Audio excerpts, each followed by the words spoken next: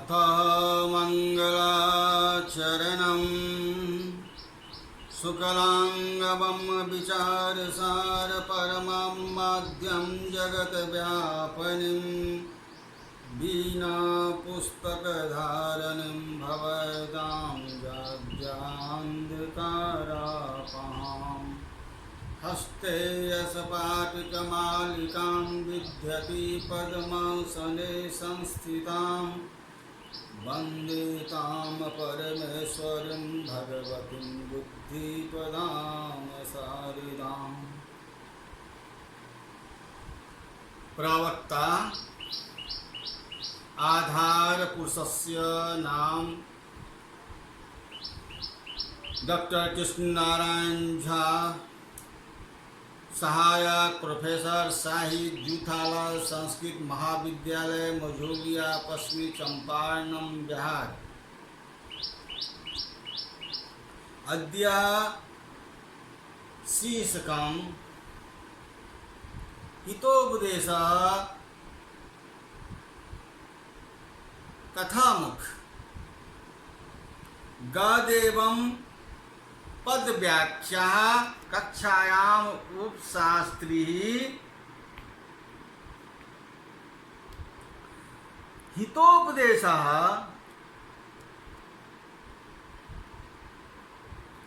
हितार्थानां हितकारकानां नायनानां उपदेशः षष्ठी तत्पुरुषः समासः लक्षणायाः तादृशो उपदेश नामको ग्रंथः इत्यर्थः। अथवा अस्ति यस्मिन् सहितः हित चासो उपदेशः कर्णधाराः समासः। अथवा हित उपदेशो यस्मिन् बहुब्री समासः तादृशो ग्रंथः श्रुतः श्रुत्यक्तः। कथामुख का अश्लोकः ऋणकर्ता पिता शत्रु माता च व्यभिचारिणी भार्या रूपवती शत्रु पुत्र शत्रुर पंडिता। अस्य अश्लोकः अन्वयः ऋणकर्ता पिता शत्रु व्यभिचारिणो माता च शत्रु रूपवती भार्या शत्रु अपंडिता पुत्रः शत्रु भवति।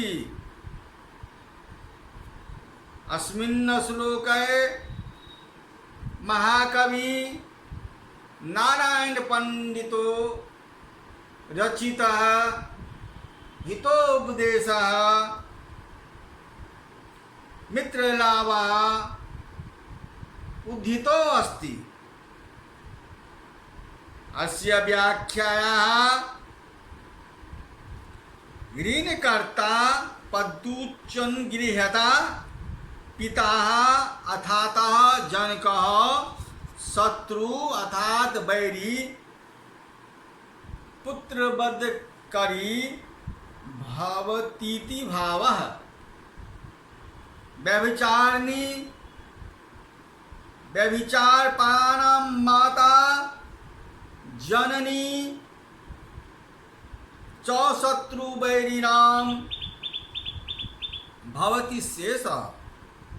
रूपवती अर्थात सुंदरी भार्या अर्थात पत्नी शत्रु वैरिणी एवं च अपंडिता अर्थात अध्ययन विहीनः पुत्रः तनयः शत्रु वैरी भवतीति शेषः। ऋण करने वाले पिता शत्रु के समान होता है और व्यभिचार करने वाली माता, रूपवती सुंदरी पत्नी और मूर्ख पुत्र से शत्रु के समान होते हैं। ये सब शत्रु के समान होते हैं। दूसरा श्लोक है, यस्य कस्य परसतो वसी गुणवान पूज्यते नरः धनुर्वश विशुद्धो अपि निर्गुणम किह करिष्यति। अस्यः श्लोकः अयम् श्लोकः व्याख्यायाः नरः अर्थात् मनुष्यः यस्य कस्य महतः तुच्छस्य वा नरस्य कुले इति सेतः प्रसूतः अपि उत्पन्नः गुणवानः विद्या दक्षिणादि गुण संपन्नः स पूज्यते स क्रियते वैद्यम में दृष्टान्तमाह धनुरीति वंश विशुद्धः अपि उत्तम वेणुरचितम् अपि निर्गुणं मौवीरहितं धनुरिविकाकमुमम् इं वंशतः विशुद्धः अपि कुलशुद्धि संपन्नम् मतिः नरः मनुष्यः किं विद्यासति किं करिष्यति। जिस मनुष्य को कुल में उत्पन्न होने पर भी मनुष्य विद्या से विहीन होता है, वह सत्पात्र के योग नहीं है। उत्तम वंश से बना हुआ होकर भी प्रत्यंचा से रहित धनुष के समान उत्तम वंश कुल में उत्पन्न होकर भी गुण से रहित पुरुष क्या करेगा। अर्थात हा युवकः नाधितं गता अस्ते तासु रात्रिषु तेन त्वं विदुषां मध्ये पंकजे गौरवी सीदति। हे पुत्रः गतासु एतासु रात्रिषु नाधितं हा तेन त्वं विदुषां मध्ये पंकजे गो इव सीदति। हे दयापात्र पुत्र, गई हुई इन रातों में तुम्हें अध्ययन नहीं किया, तुम्हें विषय में शोक किया जाता है। उस कारण से तुम पंडितों के बीच में कीचड़ में पड़े हुए बैल के समान पीड़ित हो रहे हो।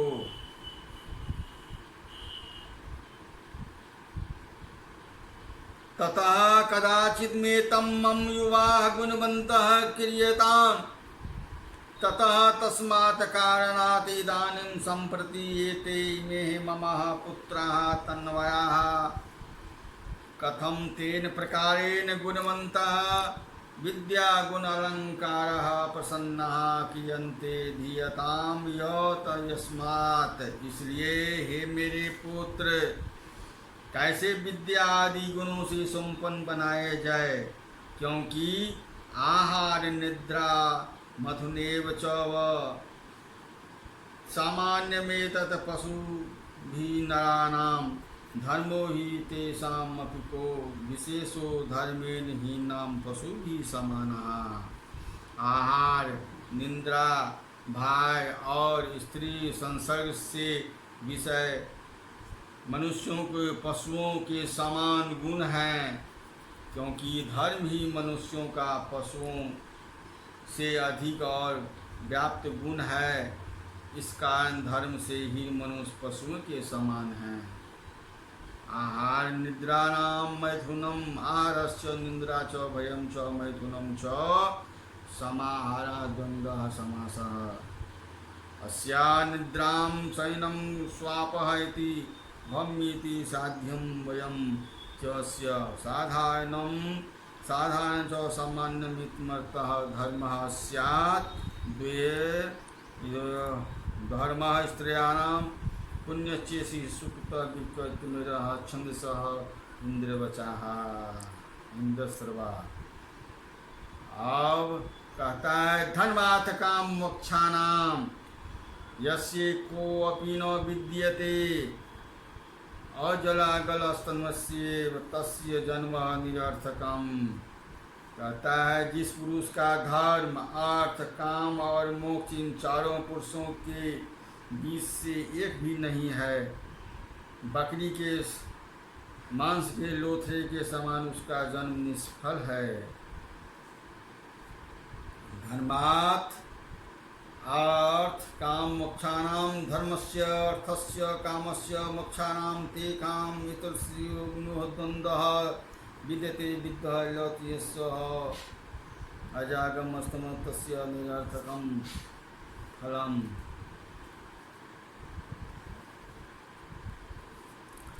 आने का गर्भ में रहते हुए मनुष्य के आयुष कर्म दान विद्या और मनन के ये 5 ही ब्रह्मा से निश्चिंत किए जाते हैं। आयु कर्म च वित्तस्य विद्या निर्धनेव च पाचन्तान्यपि सृजन्ते गर्भास्थमस्य देहिनः गर्भास्थसम एव देहिनः कर्मः वित्तः विद्यां निर्धनम एव च एतानि पंच अपि सृज्यन्ति। धर्म में रहते हुए मनुष्य की आयु कर्म धन विद्या और भरण ये 5 ही ब्रह्मा के निश्चित किए गए हैं। अवश्य संभावनो भावा भवन्ति महतापि नग्नत्वं नीलकंठस्य महाअग्निशयनं हरेः नीलकंठस्य नरकत्वं नीलकंठस्य अथातः शिवः नग्नत्वं दिगंबरत्वं निर्वस्त्रत्वं हरेः विष्णुः महाअहिशयनं बृहत् सर्पायां शेषस्त्यर्थे इत्थं महतामपि ऐश्वर्य संपन्नापि अवश्य संभमशीलां भवां सुख दुख खादि योग रूपा व्यापारा भवंती। शिव जी की नग्नता, भगवान शंकर की नग्नता और विष्णु महान सर्प शेष नाग में सोना, इस प्रकार ऐश्वर्य संपन्न प्रभुओं को अवश्य होने से सुख दुखों को भोग उत्पन्न होते हैं। जदभावी न तदाभावी भाविष्येन तदन्यथा इति चेन विषयधनो अप्यमद्गत गदः न पीयते। जो न होने वाला यह होगा नहीं, जो होने वाला वह अन्यथा नहीं होगा, अर्थात होगा ही। इस प्रकार चिंता रूप विष को नष्ट करने वाला औषध विचार क्यों नहीं किया जाता है। यथा हेक्येन चक्रेण नः रथस्य गतिर्भवति तथा पुरुषकारेण बिना देव न सिद्ध्यति। कहने का तात्पर्य है जैसे एक रथ के पहिए की गति होती है, उसी तरह मनुष्यों के भाग्य का फल गति के समान होता है। पूर्व जन्म कृतं कर्मं तत्र देवमीति कथ्यते तस्मात् पुरुषेण कारेण यत्नं कुर्यात्तन्त्रः।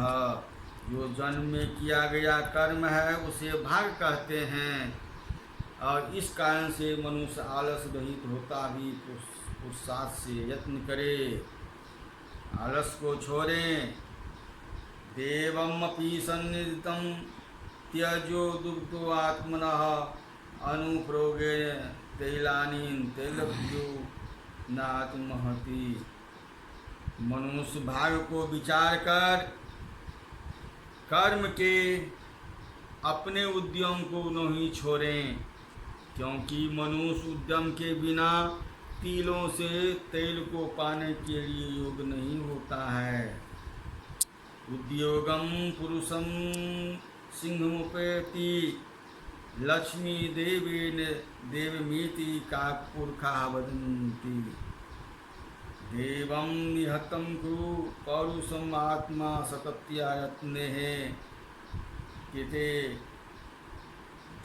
सिद्ध्यति कोऽन्यः दोषः। लक्ष्मीः अथातः सम्प्रति उद्योगिनः उद्योगशीलं पुरुषः सिंहं श्रेष्ठपुरुषं उत्कीर्तिः प्राप्नोति। कापुरुषः उद्योगहीनः जनाः इत्यर्थः। देवेन भाग्येन देयं दातव्यम् इति त्वतं वदन्ति कुर्वन्ति। देवं भाग्यं निहन्तः परित्यज्य भाग्यमात्रम् अविलम्बं त्यक्ति भावः। आत्मस्वशक्त्याः स्वसामर्थ्येन पौरुषार्थं उद्योगम् इत्यर्थः। कुरु विदेहि यत्नेः अथातः प्रयत्नेः पुरुषार्थः इति भावः क्रियते विहते न सिद्ध्यति। यदि सिद्ध्यर्थं भवतु अत्र अस्मिन् यत्र इति भावः को दोषः किं दूषणं न त्रुटिः। लक्ष्मी उद्योग करने वाले पुरुष को लक्ष्मी उद्योग करने वाले श्रेष्ठ पुरुष को प्राप्त करती है। जो पुरुष उद्योग करते हैं उसी के पास लक्ष्मी रहती है। पुत्रः कुपुत्रः लोग अर्थात नामर्द लोग भाग को ही देना चाहिए ऐसा कहते हैं। भाग्य मात्र का अवलंबन छोड़कर अपने सामर्थ्य से पुरुष को यत्न करने पर भी सफलता नहीं हो तो क्या दोष है, यहाँ ढूंढने चाहिए। यथा मित पंडितः कर्ता पूर्ते यत्ते यक्षस्ति एम आत्मकितं कर्म मानवः प्रतिपद्यते। यथा अर्थातः जेन प्रकारेण कर्ता कारकः नामनः कुंभकारः आदि भावः मृत पंडितः मृतकानां समूहात् जदयत्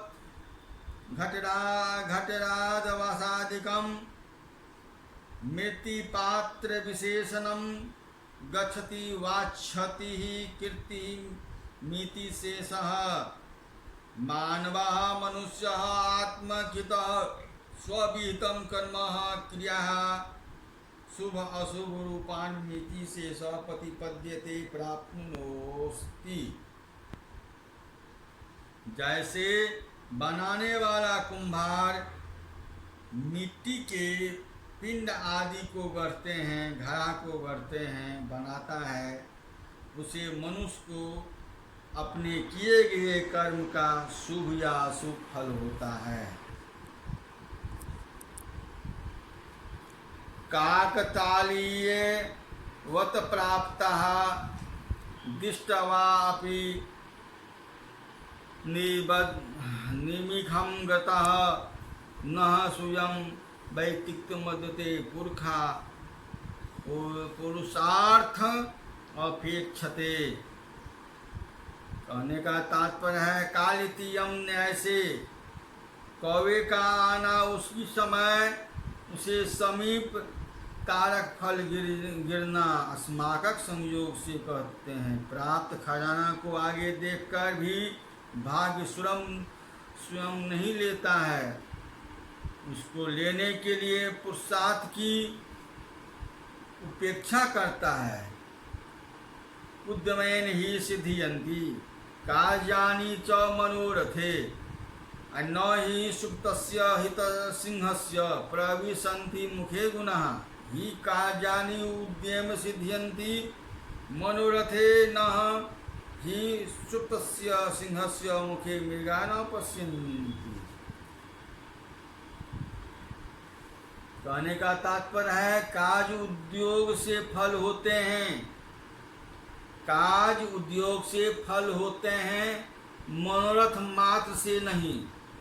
जैसे कि सोए हुए सिंह के मुख में मृग स्वतः प्रवेश नहीं करते हैं। माता शत्रु पिता बैरी जीन बालो न पाठयति न शोभते समा मध्ये हंस मध्ये बको यथा।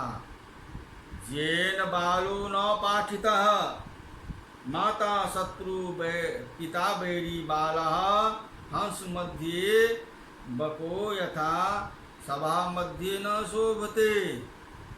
वह माता पिता शत्रु हैं बालक के लिए, जो बालक को अच्छे ज्ञान नहीं देते हैं, और वो न शोभते हैं, विद्वानों की सभा में न शोभते हैं। हंस मध्य बको यदा नहीं शोभते हैं। जिस माता पिता ने बालक को नहीं पढ़ाया, वैसे माता शत्रु के समान और पिता बैरी के विरोधी के तुल्य हैं, जिससे कि उनका बालक हंसों के बीच के बगल में समान सभा में सुशोभित नहीं होता है। जेना माति जनेन विद्याम च बाला मान्वकः न पंडितः न अध्यापितः तादृशी माता जननीं शत्रु बैरी सदृश्यं तादृशः पिता च जनकस्य बैरी विरोधी सदृश्यः हंस मध्ये सभा मध्ये बको यथा वक्रतः समाबद्धे परिष्वन् मध्ये न शोभते शोभां न प्राप्नोति न आद्यति भावः। रूप यौवन संपन्ना विशाल कुल संभवा विद्याहीनां न शोभते निर्गंधाइव किंसुकाः। रूप यौवन संपन्ना विशाल कुल संभवाः विद्याहीनां निर्गंधा निशुंका इव शोभन्ते। रूप यौवन संपन्नः अर्थातः सौंदर्यः तारुण्यः संयुक्तः विशाल कुल संभवाः अर्थातः महावंश प्रसूताः अपि जनाः विद्याहीनां शास्त्रहीनां शास्त्र अभ्यास रहितः सन्तः निर्गंधा इव सुगंध रहिताः निशुंकाः इव पलाश वृक्षाः इव न शोभते शोभा न प्राप्नुवन्ति। सौंदर्य और तारुण्य की युक्त और महाकुल में उत्पन्न होकर भी विद्या से जो मनुष्य रहित है अर्थात नहीं जानता है, वे सुगंध से हीन ढाक के पेड़ के समान सुशोभित नहीं होते हैं। पुस्तकेन च आधीतम नाधीतम गुरु संपन्नो न शोभते समा मध्ये जरा गर्भ एवं स्त्रियः।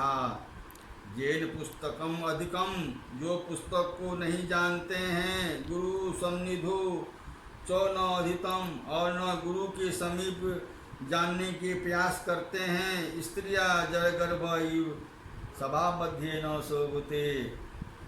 जेन पुरखः पुस्तकेन शास्त्रेषु ग्रंथेषु अधितम न पठितव्यम न पठितम एवं च गुण सन्निधो न शिक्षक सविदे न अधितम न पठयतु सह स्त्रियः नार्यः जरागर्भः इव जरोत्पन्नः इव व्यभिचार जातः संतान वेति भावः सभा मध्ये परिसमध्ये न शोभते शोभा नाम प्राप्नोति ही। जिस पुरुष ने पुस्तकों में अध्ययन नहीं किया जिस बालक ने पुस्तकों में अध्ययन नहीं किया और न ही गुरु के समीप गया अध्ययन जानने के लिए, शिक्षा प्राप्त नहीं किया, वह मनुष्य स्त्री के जड़ से उत्पन्न संतान को समान सभा के बीच में सौभाग्य प्राप्त नहीं कर सकता है। वह मनुष्य शोभा को प्राप्त नहीं कर सकता है।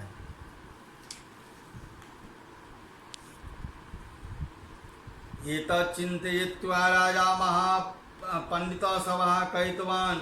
ऐसे चिंतित होकर राजा पंडितों का, विद्वानों का सभा का आयोजन किए।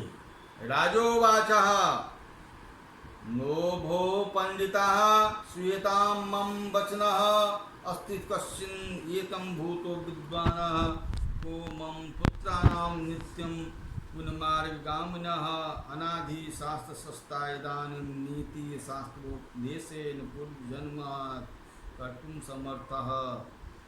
अस्य कारकायाः अयं गद्यांशः व्याख्यायाः एतदि राजा नृपः को नामः सुदर्शनः। एतः पूर्वोक्तम् अश्रु निरूपितं चिन्तयित्वा विचारण्यः पंडितः सभा विद्वगोष्ठी कृतवान् कार्यामास। राजा सुदर्शनः उवाच जगदादा भो भो सम्बन्धे अध्ययनं पंडिता विद्वांसः मध्यम वचनं वाक्यं श्रूयतां आकिन्नतां तद्वचनं प्रतिपादितमस्ति तम। राजा सुदर्शन के ऐसे विचार कर पंडितों की सभा बुलाई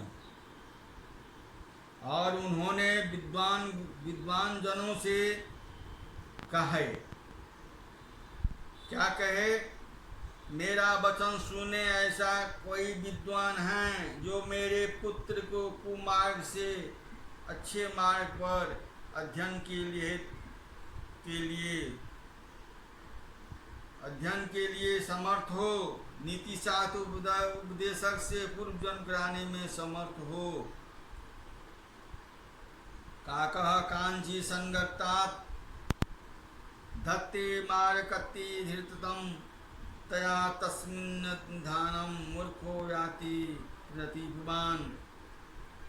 काचरः काच अर्थात शीशे सोने के संसर्ग से मरकट मणि पन्ने की समान कांति को धारण करता है, उसी प्रकार मूर्ख भी पंडितों के समीप से निपुणता से प्राप्त करता है। हीयते ही मतिस्तात् हीनं सह समागतात् असमयस्य समता भेति वै विशिष्टताम्।